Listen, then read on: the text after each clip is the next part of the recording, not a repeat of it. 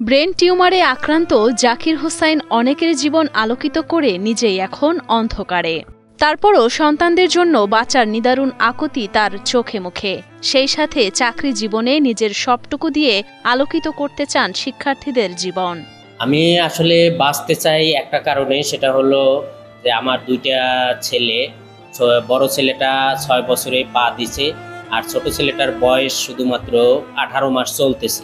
এক বুক স্বপ্ন নিয়ে 2020 সালের 1 জানুয়ারি পানপট্টি মাধ্যমিক বিদ্যালয়ে শিক্ষকতা জীবন শুরু করেন পটুয়াখালীর কলাপাড়ার কুয়াকাটা আজিমপুর এলাকার বাসিন্দা জাকির হোসাইন। চাকরি শুরুর পর থেকেই ভালোই কাটছিল তার সংসার জীবন। তবে 23 সালের মার্চে তার জীবন হয়ে পড়ে অন্ধকারাচ্ছন্ন। আমি এখানে জয়েন করছি 2020 সালের 1 জানুয়ারি। তো এখানে আসার পর থেকে এখন পর্যন্ত আমি আশা করি দক্ষতার সাথে আমার স্টুডেন্টদেরকে যে সেবাটা দেওয়া দরকার সেই সেবাটা দিয়েছি।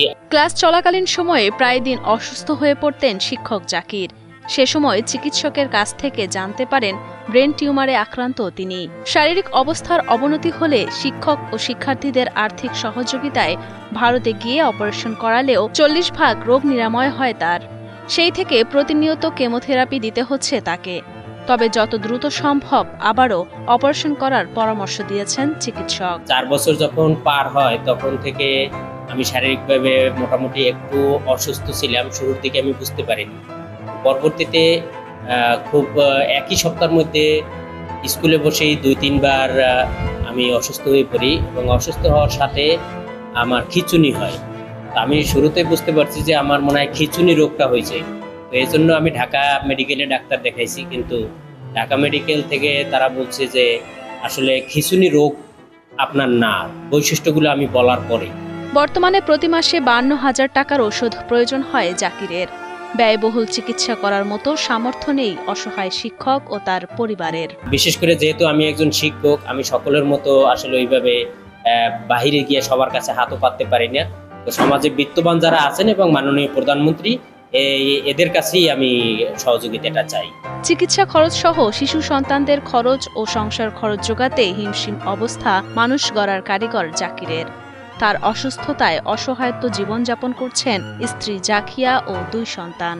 শিক্ষকের সুস্থতা কামনায় সমাজের বিত্তবানদের কাছে সাহায্যের অনুরোধ জানান বিদ্যালয়ের প্রাক্তন ও বর্তমান শিক্ষার্থীরা। তারাও চান সুস্থ জীবনে ফিরে আসুক তাদের প্রিয় শিক্ষক। জাকির এমন দুরারোগ্য ব্যাধিতে আক্রান্ত হওয়ায় মর্মাহত বিদ্যালয়ের প্রধান শিক্ষক সহ এলাকার জনপ্রতিনিধিরা। তারাও চান সুস্থ হয়ে তিনি আবারও ফিরে আসুক বিদ্যালয় প্রাঙ্গণে। অনেক লোকেরা আমাদের পাশে এগিয়ে আসছে এবং সেক্ষেত্রে আমরা সকলের সহযোগিতা পেলে আমরা হয়তো আমাদের স্যারকে আমরা আগের মতো আবার দিতে পারি, এই আমাদের আশা। শিক্ষক জাকিরের চিকিৎসায় আর্থিকভাবে সহযোগিতার আশ্বাস দিয়েছেন জেলা সমাজসেবা কর্মকর্তা শিলা রানী দাস। প্রপার ওয়েতে আমরা তার বিষয়ে সকল ব্যবস্থা গ্রহণ